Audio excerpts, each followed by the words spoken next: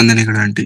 ಸೇರಿ ಬಂದಂತ ಹ್ಮ್. ಆತ್ಮೀಯರೆಲ್ಲರಿಗೂ ಯೇಸು ಕ್ರಿಸ್ತರವರ ಪರಿಶುದ್ಧವಾದಂತ ನಾಮದಲ್ಲಿ ಹೃದಯಪೂರ್ವಕವಾದಂತ ವಂದನೆಗಳನ್ನು ಸಲ್ಲಿಸೋನಾಗಿದ್ದೇನೆ. ಒಂದು ಚಿಕ್ಕ ಪ್ರಾರ್ಥನೆ ಮಾಡಿಕೊಂಡು ವಾಕ್ಯದ ಭಾಗವನ್ನು ನಾವು ಪ್ರಾರಂಭ ಮಾಡಿಕೊಳ್ಳೋಣ. ಕಣ್ಣುಗಳನ್ನು ಮುಚ್ಚಿ ತಲೆಗಳನ್ನು ಬಾಗಿಸದಾದರೆ ಪ್ರಾರ್ಥನೆ. ಪ್ರೀತಿ ಸ್ವರೂಪನಾದ ತಂದೆಯಾದ ದೇವರೇ, ನಿಮ್ಮ ಪರಿಶುದ್ಧವಾದ ನಾಮಕ್ಕಾಗಿ ನಿಮಗೆ ವಂದನೆಗಳನ್ನು ಸಲ್ಲಿಸ್ತೇನೆ ಸ್ವಾಮಿ.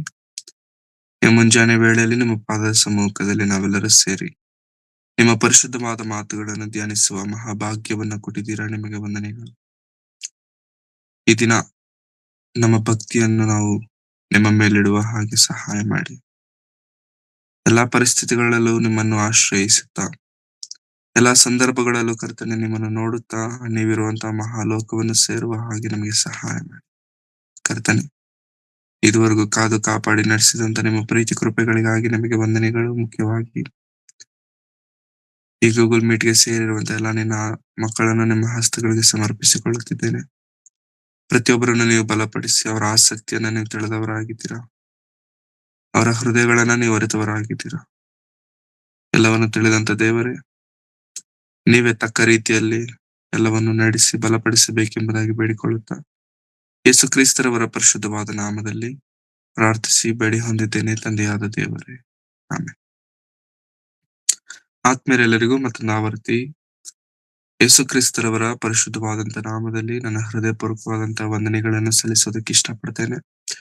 ಬೇರೆ ದೇವರು ನಮಗೆ ಕೊಟ್ಟಂತಹ ಈ ಒಂದು ಅಮೂಲ್ಯವಾದಂತಹ ಬದುಕಿನಲ್ಲಿ ನಂಬಿಕೆ ಎನ್ನುವಂಥದ್ದು ಬಹಳ ಪ್ರಾಮುಖ್ಯ. ಈ ನಂಬಿಕೆ ಕಾಣದೇ ಇದ್ದಾಗ್ಯೂ, ಈ ನಂಬಿಕೆಗೆ ಯಾವುದೇ ರೀತಿಯಂತಹ ಆಕಾರವು ಇಲ್ಲದಿದ್ದಾಗ್ಯೂ ಕೂಡ ನಾವು ನಂಬಬೇಕು. ಯಾರ ಮೇಲೆ ಅಂತಂದ್ರೆ ಸರ್ವಶಕ್ತನಾದಂತ ದೇವರ ಮೇಲೆ. ನಂಬಿಕೆ ಎಂಬ ಆ ಪದಕ್ಕಿರುವಂತ ಶ್ರೇಷ್ಠತೆ ಎಂತದ್ದು ಅಂತಂದ್ರೆ, ಕಾಣದಿರುವಂತಹ ವಸ್ತುಗಳನ್ನು, ಇನ್ನು ಹೇಳಬೇಕು ಅಂತಂದ್ರೆ ಇಲ್ಲದಿರುವಂತಹ ಕ್ರಿಯೆಗಳನ್ನು ಇರುವಂತೆ ಮಾಡುವುದಕ್ಕೆ ಶಕ್ತಿ ಉಳ್ಳದ್ದು ಈ ನಂಬಿಕೆ. ಏಕೆಂದ್ರೆ ಈ ನಂಬಿಕೆಯ ಮೂಲಕವಾಗಿ ಅನೇಕರು ದೇವರನ್ನ ಸೇರಿರುವಂತದ್ದು, ದೇವರನ್ನ ತಿಳಿದುಕೊಂಡಿರುವಂತದ್ದು ಸತ್ಯವೇದದಲ್ಲಿ ನಾವು ಕಾಣಬಹುದು. ಲೋಕದಲ್ಲೂ ಕೂಡ ನಾವು ಪ್ರತ್ಯಕ್ಷವಾಗಿ ನಾವು ನೋಡಬಹುದು. 1800 ಇಸ್ವಿಯಲ್ಲಿ ಒಂದು ವ್ಯಕ್ತಿ ದೇವರ ಆತನಿಗೆ ಕೊಟ್ಟಂತ ಭಾರ, ದೇವರು ಆ ವ್ಯಕ್ತಿಯ ಹೃದಯದಲ್ಲಿಟ್ಟಂತ ಒಂದು ನಂಬಿಕೆಯಿಂದ ಅನಾಥ ಆಶ್ರಮವನ್ನ ಪ್ರಾರಂಭ ಮಾಡ್ತಾರೆ. ಅನಾಥಾಶ್ರಮ ಇದನ್ನ ಕಟ್ಲಿಕ್ಕಾಗಿ ಕೂಡ ಯಾರ ಬಳಿಯಲ್ಲೂ ಒಂದು ಹಣದ ಕಾಸನ್ನು ಕೂಡ ಕೇಳದೆ, ಆ ಆರ್ಫನೇಜ್ಗೋಸ್ಕರವೂ ಕೂಡ ದೇವರ ಬಳಿಯಲ್ಲೇ ಕೇಳುತ್ತಾ, ದೇವರು ಮಾಡುವಂತ ಸಹಾಯದಿಂದಲೇ ನಡೆಸುತ್ತಿರುವಂತ ಆರ್ಫನೇಜ್ ಅಥವಾ ಅನಾಥಾಶ್ರಮ ಅದು. ಅಲ್ಲಿ ಹೆಚ್ಚು ಕಡಿಮೆ 2,000 ಮಂದಿ ಮಕ್ಕಳಲ್ಲಿದ್ದಾರೆ. ಅವರನ್ನು ನಂಬಿಕೊಂಡು ಆ ಸ್ಥಳದಲ್ಲಿ ಬದುಕ್ತಿರುವಂತ ಜನರು. ಈ ರೀತಿಯಾಗಿರಬೇಕಾದ್ರೆ ಆ ವ್ಯಕ್ತಿಗೆ ಮನುಷ್ಯರ ಮುಂದೆ ಹೋಗಿ ಕೈ ಚಾಚುವಂತ ಅಭ್ಯಾಸವಿಲ್ಲ. ಏನೇ ಇದ್ದರೂ ಕೂಡ ದೇವರ ಹತ್ರ ಕೇಳುವಂಥದ್ದು, ದೇವರು ಕೊಟ್ಟರೆ ತೆಗೆದುಕೊಳ್ಳುವಂಥದ್ದು, ನಂಬಿಕೆಯಿಂದ ಪ್ರಾರ್ಥಿಸುವಂಥದ್ದು. ಅವರ ಜೀವನದಲ್ಲಿ ಎಷ್ಟೋ ಸಂದರ್ಭಗಳು ನಡೆದಿದ್ದಾವೆ, ಎಷ್ಟೋ ಸಂಘಟನೆಗಳು ನಡೆದಿದ್ದಾವೆ, ಸಂಗತಿಗಳು ಕೇಳಿದ್ದೇವೆ. ಆದರೆ ಒಂದನ್ನು ಮಾತ್ರ ಈ ದಿನ ನಾವು ಕೇಳಬೇಕು, ತಿಳಿದುಕೊಳ್ಳಬೇಕು. ಒಂದಾನೊಂದು ದಿನದಲ್ಲಿ ಸಂಜೆಯ ಕಾಲ ಊಟ ಮಾಡ್ಲಿಕ್ಕೆ, ಅಷ್ಟು ಮಂದಿಗೆ ಊಟ ಕೊಡ್ಲಿಕ್ಕೆ ಇವ್ರ ಹತ್ರ ಆಹಾರವಿಲ್ಲ, ಅವ್ರ ಹತ್ರ ಪ್ರಾವಿಷನ್ ಇಲ್ಲ. ಈ ರೀತಿ ಇರಬೇಕಾದ್ರೆ ಆ ವ್ಯಕ್ತಿ ದೇವರನ್ನ ಯಾವ ಮಟ್ಟಿಗೆ ನಂಬಿದಾನೆ ಅಂತಂದ್ರೆ, ಅಷ್ಟೂ ಜನ ಮಕ್ಕಳನ್ನ ಊಟಕ್ಕೆ ರೆಡಿ ಮಾಡಿ ಊಟದ ಸ್ಥಳದಲ್ಲಿ ಕುಂಡ್ರಿಸಿ ಅಡಿಗೆ ಮನೇಲಿ ಅಡಿಗೆ ಮಾಡಿಲ್ಲ, ಊಟ ಇಲ್ಲ, ಏನೂ ಇಲ್ಲ. ಅಷ್ಟು ಜನ ಮಕ್ಕಳನ್ನ ಊಟಕ್ಕೆ ಕೊಂಡ್ರಸಿ ಪ್ರಾರ್ಥನೆ ಮಾಡ್ತಿದ್ದಾರೆ. ದೇವರೇ, ಈ ಆಹಾರ ಕೊಟ್ಟಿದ್ದಕ್ಕಾಗಿ ನಿನಗೆ ವಂದನೆಗಳು. ಈ ಶ್ರೇಷ್ಠವಾದಂತ ಆಹಾರವನ್ನ ದಯಪಾಲಿಸಿದ್ದಕ್ಕಾಗಿ ನಿನಗೆ ವಂದನೆಗಳು ಎಂಬುದಾಗಿ. ತಟ್ಟೆಲೇನೂ ಇಲ್ಲ. ಈ ರೀತಿ ಪ್ರಾರ್ಥನೆ ಮಾಡುತ್ತಿರುವಂತ ಕ್ರಮದಲ್ಲಿ ಆ ಆರ್ಫನೇಜ್ ಮುಂದೆ, ಆಶ್ರಮದ ಮುಂದೆ ಒಂದು ದೊಡ್ಡ ಗಾಡಿ ಬಂದು ನಿಂತ್ಕೊಳ್ಳುತ್ತೆ. ಬಂದು ನಿಂತ್ಕೊಂಡು ಹೇಳುತ್ತೆ, ತುಂಬಾ ಬ್ರೆಡ್ಸ್ ನಾವ್ ಮಾಡ್ಬಿಟ್ಟಿದೀವಿ. ಆ ಬ್ರೆಡ್ಸ್ ಎಲ್ಲ ಹಾಳಾಗುವಂತ ಪರಿಸ್ಥಿತಿಯಲ್ಲಿದೆ. ಐ ಮೀನ್ ಯೂಸ್ಲೆಸ್ ಆಗತ್ತೆ. ಸೊ ಈ ಬ್ರೆಡ್ಸ್ ಎಲ್ಲ ನೀವು ತೆಗೆದುಕೊಳ್ರಿ ಅಂತೇಳಿ ಆ ಗಾಡಿ ತುಂಬಾ ಬ್ರೆಡ್ಸ್ ಆ ದಿನದಲ್ಲಿ ಅವ್ರಿಗೆ ಕೊಟ್ರು. ಇದು ನಡೆದಂತ ಸ್ವಲ್ಪ ಸಮಯಕ್ಕೆ ಮತ್ತೊಂದು ಗಾಡಿ ಬರುತ್ತೆ. ಮತ್ತೊಂದು ಗಾಡಿ ತುಂಬಾ ಆಹಾರದ ಪದಾರ್ಥಗಳು. ಅವರು ಸೇಮ್ ಮಾತು ಹೇಳ್ತಾರೆ. ಸೇಮ್ ಮಾತು ಹೇಳಿ ಅಷ್ಟು ಪದಾರ್ಥವನ್ನ ಕೊಟ್ಟು ಹೊರಡ್ತಾರೆ. ಅಂದ್ರೆ ದೇವರನ್ನು ನಂಬಿಕೊಂಡು ಮುಂದಕ್ಕೆ ಹೋದಾಗ ಪ್ರಿಯರೇ, ದೇವರು ಮಾಡುವಂತ ಕಾರ್ಯಗಳು ಹೀಗಿರುತ್ತೆ. ಅವರ ಭಕ್ತಿಯ ಜೀವನದಲ್ಲಿ ಇದೊಂದೇನ ಅವರ ಜೀವನದಲ್ಲಿ ನಡೆದಂತದ್ದು ಅಂತಂದ್ರೆ ಇಲ್ಲ. ಈ ರೀತಿ ಅನೇಕವು ನಡೆದಿವೆ. ಮಲ್ಟಿಪಲ್ ಎನ್ ನಂಬರ್ ನಡೆದಿದ್ದಾವೆ. ಅದರಲ್ಲಿ ಒಂದನ್ನ ಇವತ್ತು ನಾವು ಕೇಳಿದ್ದೇವೆ. ಅಂತಹ ಭಕ್ತಿ, ಅಂತಹ ವಿಶ್ವಾಸ ದೇವರ ಮೇಲಿರುವಂತಹ ವ್ಯಕ್ತಿ ಬೇರೆ ಯಾರು ಅಲ್ಲ, ಜಾರ್ಜ್ ಮುಲ್ಲರ್. George Muller. ನಿಮಗೆ ಸಮಯವಿದ್ದರೆ, ಅವಕಾಶವಿದ್ದರೆ ಜಾರ್ಜ್ ಮುಲ್ಲರ್ ಅವರ ಜೀವನ ಚರಿತ್ರೆಯನ್ನ ಕೇಳಿ. ಯೂಟ್ಯೂಬ್ ಅಲ್ಲಿ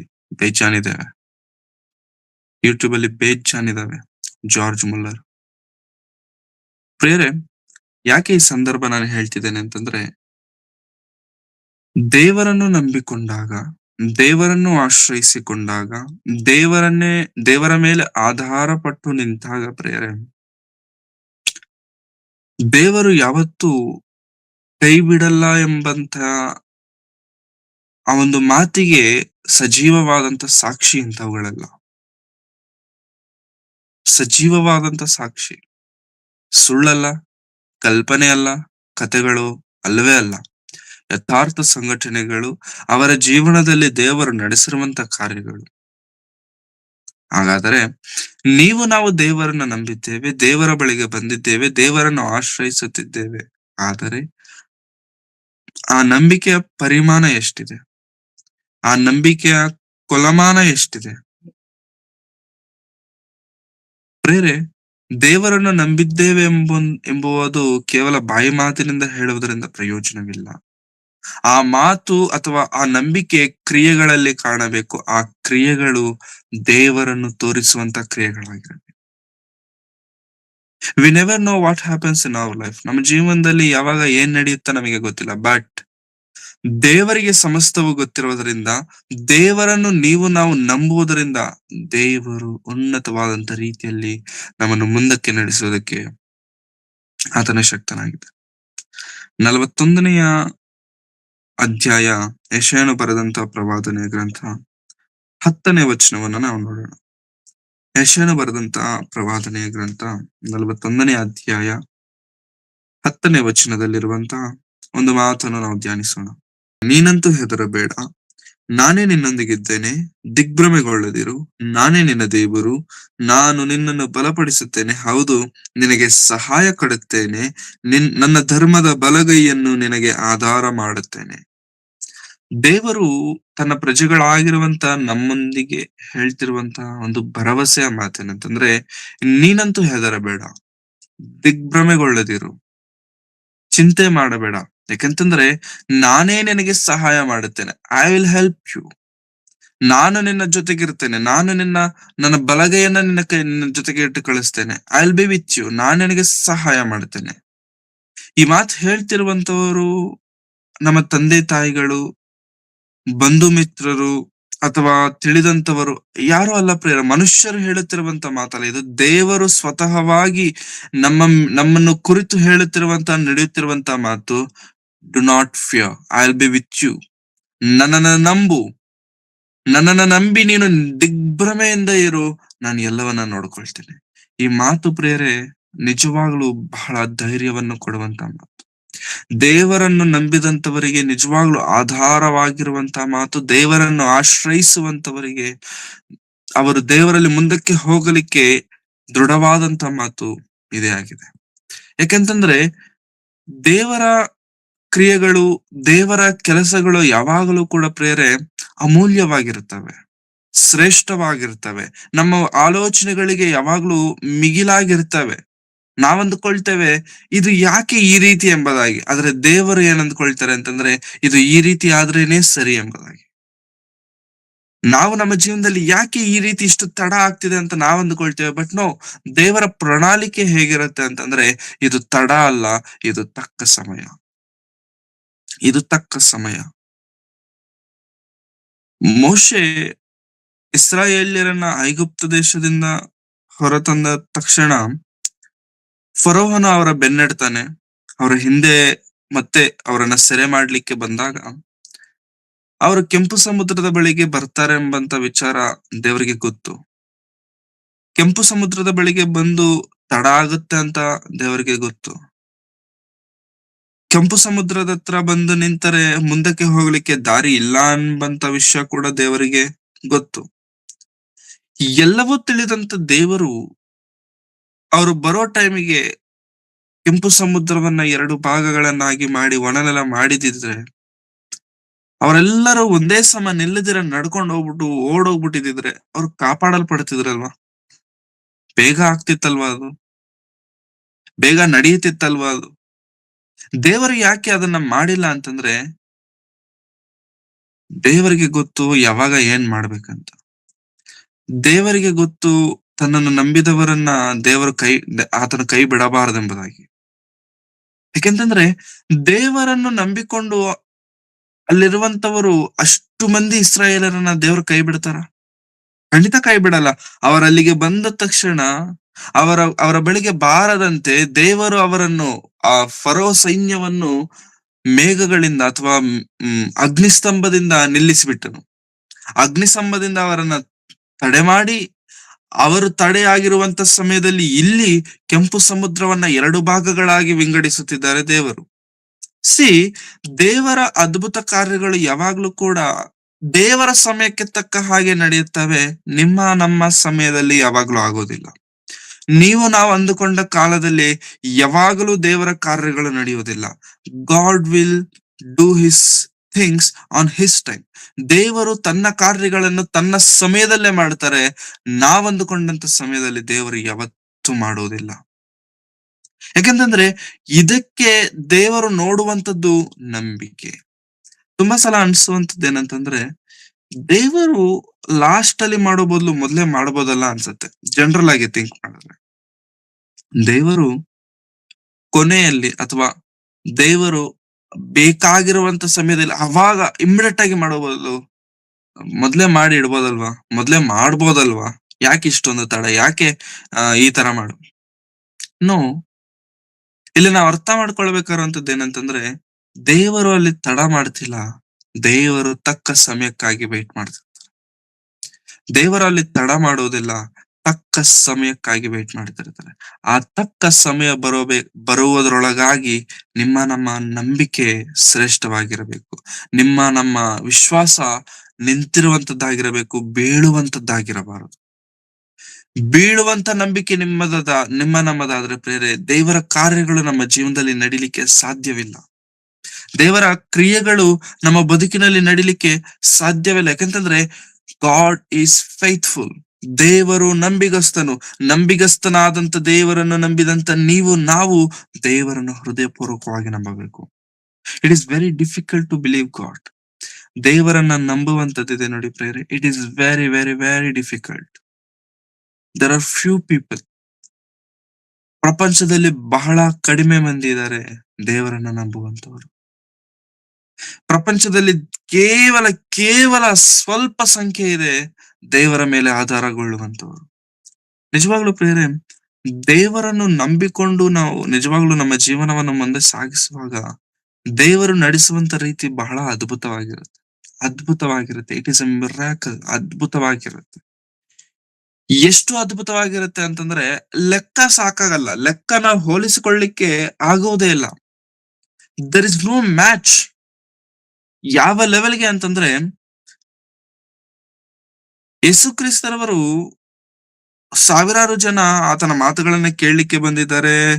ಅವರು ಊಟ ಮಾಡಿಲ್ಲ ಎಂಬಂತ ವಿಷಯ ಯೇಸು ಸ್ವಾಮಿಗೆ ಗೊತ್ತಾಯ್ತು. ಇಮಿಡಿಯೇಟ್ ಆಗಿ ಶಿಷ್ಯರನ್ನ ಕರೆದು ಹೇಳ್ತಿದ್ದಾರೆ, ಅವರು ಊಟ ಮಾಡ್ಲಿಕ್ಕೆ ಏನಾದ್ರು ಏರ್ಪಾಟ್ ಮಾಡಿ, ತಿನ್ನುವುದಕ್ಕೆ ಏನಾದ್ರು ಏರ್ಪಾಟ್ ಮಾಡಿ ಎಂಬುದಾಗಿ ಶಿಷ್ಯರಿಗೆ ಹೇಳಿದಾಗ ಶಿಷ್ಯರು ಅಂದುಕೊಳ್ತಾರೆ, ಅಲ್ಲ ಈ ಟೈಮಲ್ಲಿ ಎಲ್ ಸಿಗುತ್ತೆ ಅವ್ರಿಗೆ ಊಟ ತರಲಿಕ್ಕೆ? ಒಂದ್ ವೇಳೆ ತರಲಿಕ್ಕೆ ಸಿಕ್ಕಿದರೂ ಕೂಡ ಎಷ್ಟಂತ ಕೊಡ್ಲಿಕ್ಕಾಗತ್ತೆ ಅವ್ರಿಗೆ? ಅಷ್ಟು ಕೊಡ್ಲಿಕ್ಕೆ ನಮ್ಮ ಹತ್ರ ಹಣ ಎಲ್ಲಿದೆ? No we don't.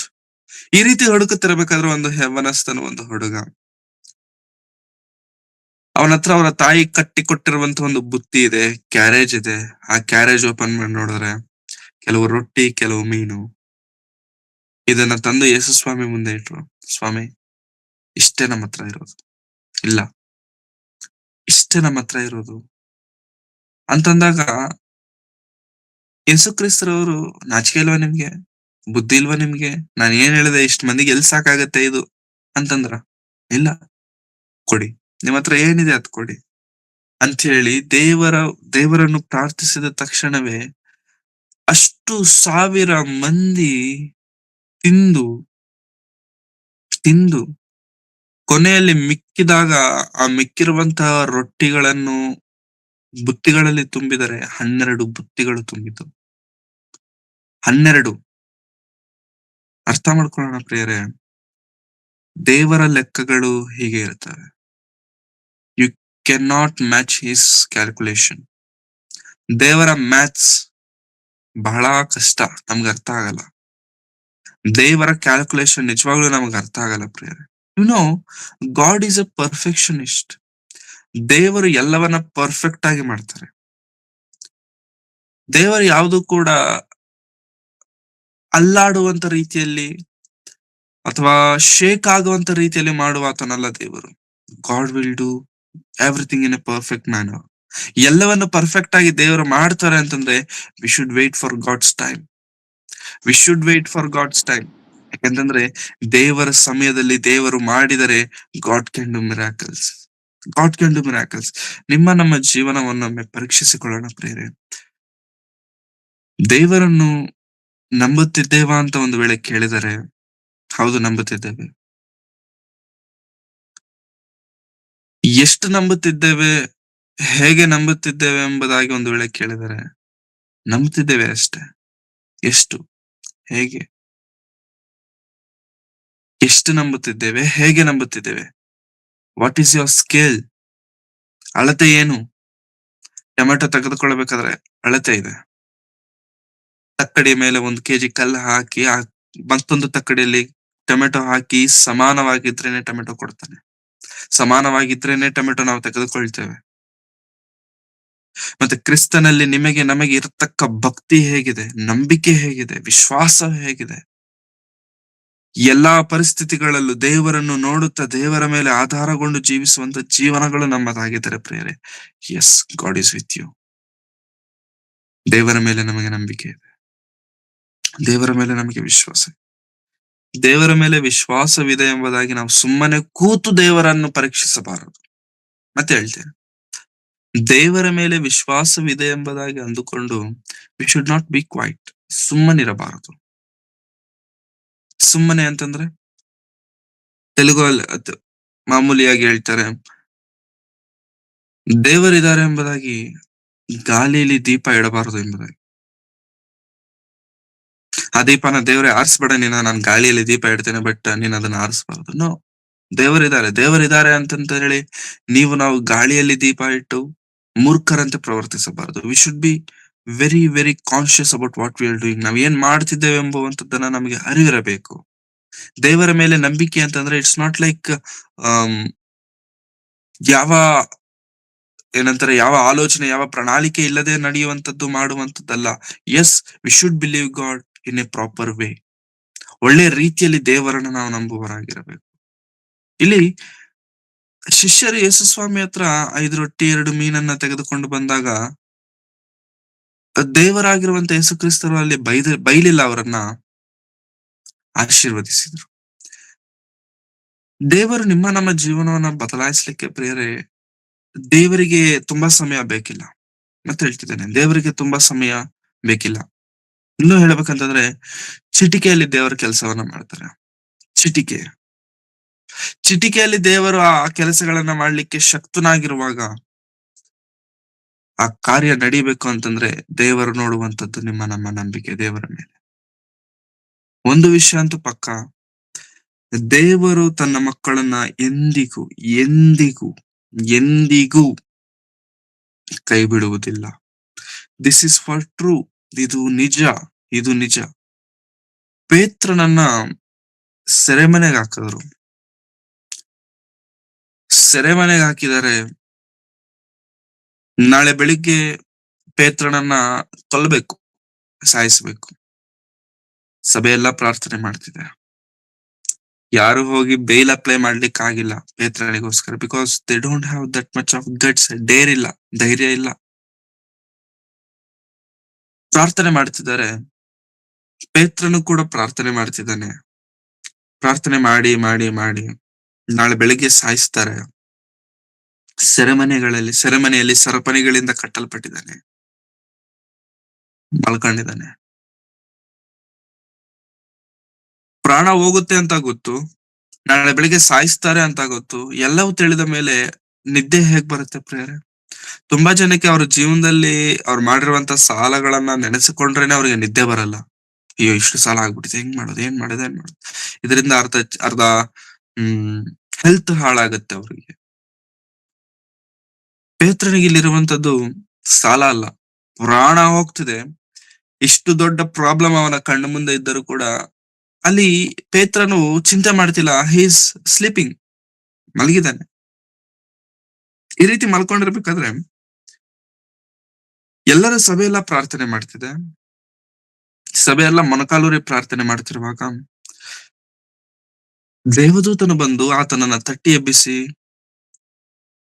ಊರು ಹೊರಗಡೆ ಕರೆದುಕೊಂಡು ಬಂದು, ಜೈಲು ಹೊರಗೆ ಕರ್ಕೊಂಡು ಬಂದು, ಮತ್ತೊಂದು ಬೀದಿಗೆ ತಂದು ಆತನನ್ನ ಬಿಟ್ಟು. ಇದೆಲ್ಲ ಕನಸು ಅಂತ ಪೇತ್ರನ ಅಂದ್ಕೊಳ್ತಿದ್ದಾನೆ. ನೋ, ಅದು ಕನಸಲ್ಲ, ಅದು ಸತ್ಯ, ಅದು ನಡೆದಿರುವಂತ ಕಾರ್ಯ. ತುಂಬಾ ಸಲ ದೇವರನ್ನ ನಂಬಿಕೊಂಡು ನಾವು ಕೆಲವೊಂದು ಕ್ರಿಯೆಗಳನ್ನ ಮಾಡಿದಾಗ ಕನಸಿನ ಹಾಗಿರುತ್ತೆ. But no, it is not ದರ್ಶನ, ಕನಸು ಅಲ್ಲ, ಅದು ನಂಬಿಕೆ. ನಂಬಿಕೆಯಿಂದ ನಾವು ಮುಂದಕ್ಕೆ ಹೋದಾಗ ದೇವರು ಮಾಡುವಂತ ಕಾರ್ಯಗಳು ಆಗಿರುತ್ತೆ. ಪ್ರಿಯರೇ, ಈ ನಮ್ಮ ಕ್ರಿಸ್ತಿಯ ಜೀವನಕ್ಕೆ ಬೇಕಾಗಿರುವಂತದ್ದು ನಂಬಿಕೆ. ಈ ನಮ್ಮ ಲೋಕದ ಯಾತ್ರೆಯಲ್ಲಿ ನಮಗೆ ಬೇಕಾಗಿರುವಂತದ್ದು ನಂಬಿಕೆ.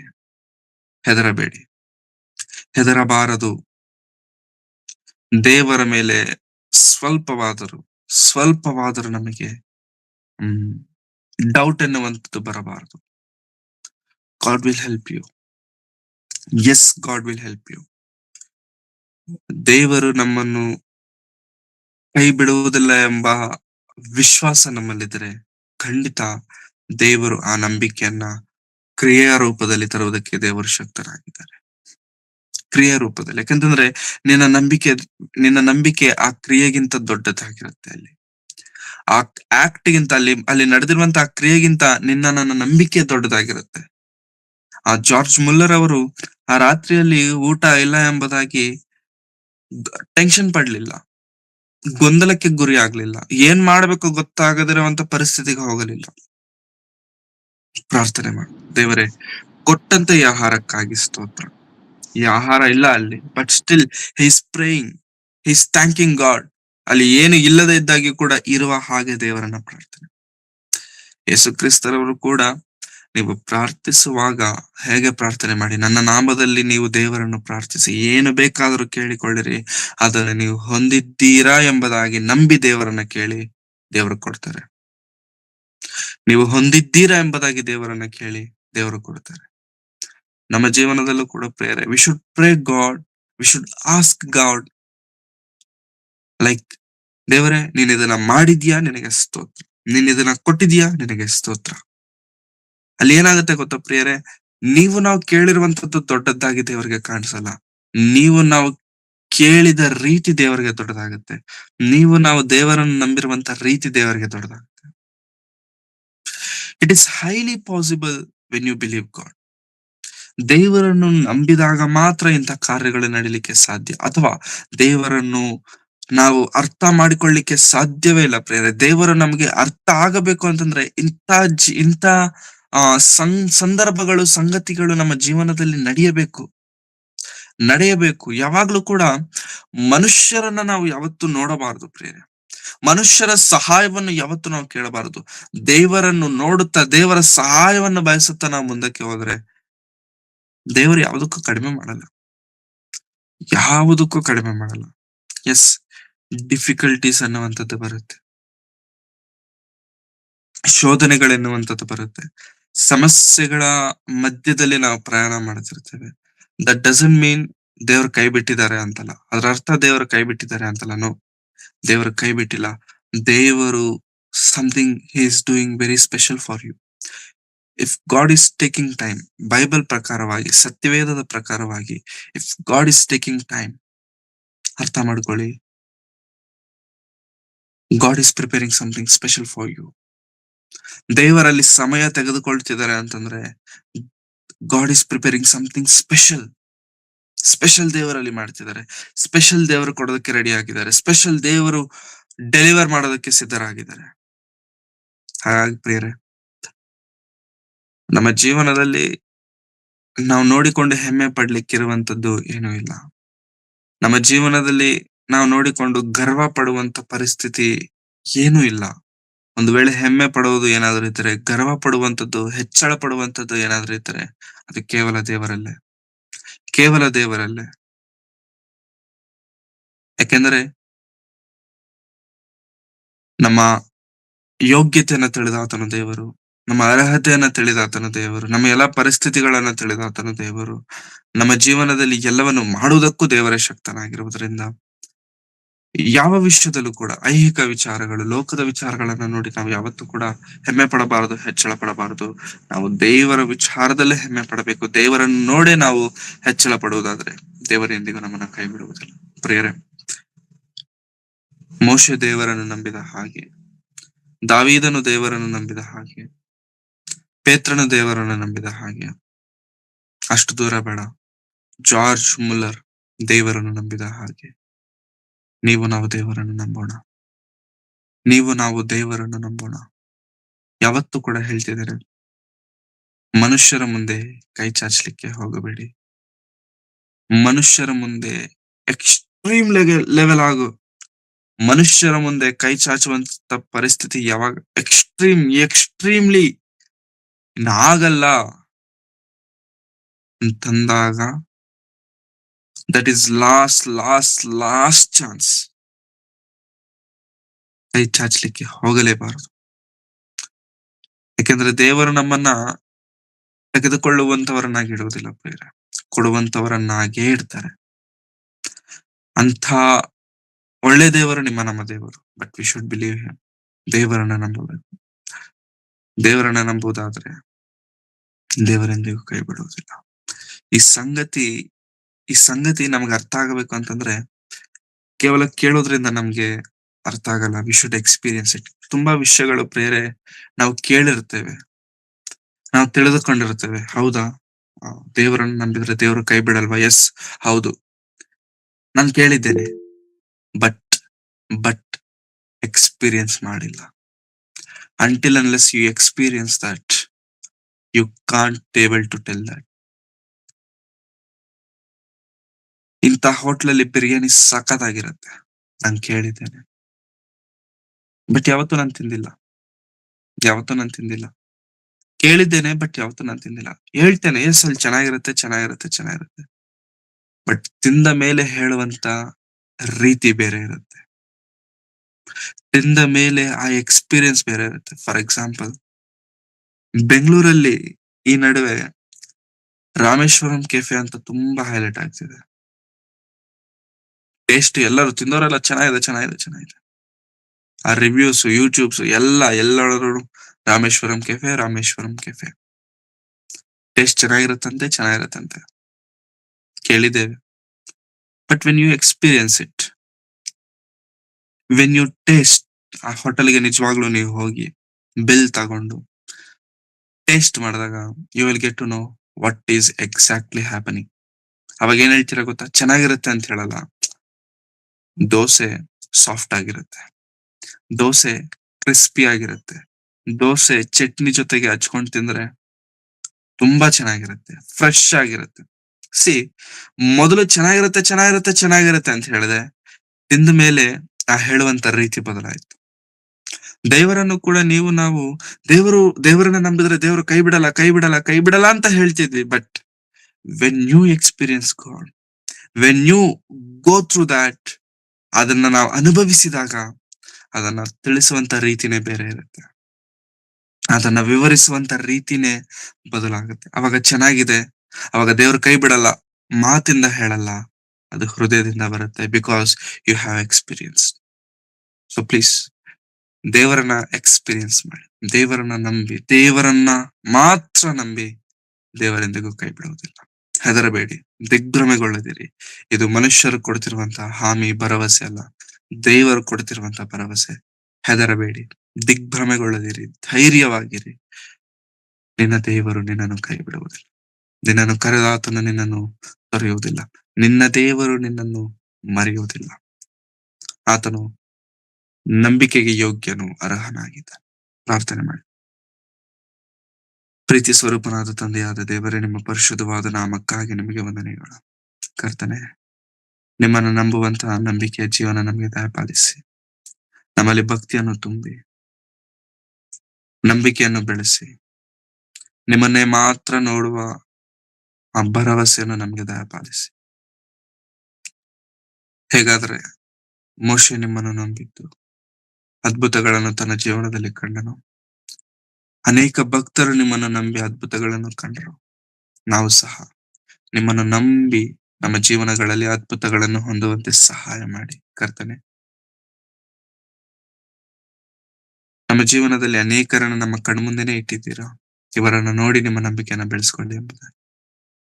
ಅಂತವರನ್ನ ಕಂಡು ನಮ್ಮ ನಂಬಿಕೆಯನ್ನು ದೃಢಪಡಿಸಿಕೊಂಡು ನಿಮ್ಮ ಬಳಿಗೆ ಸೇರುವ ಹಾಗೆ ನಮಗೆ ಕೃಪೆ ತೋರಿಸಿ.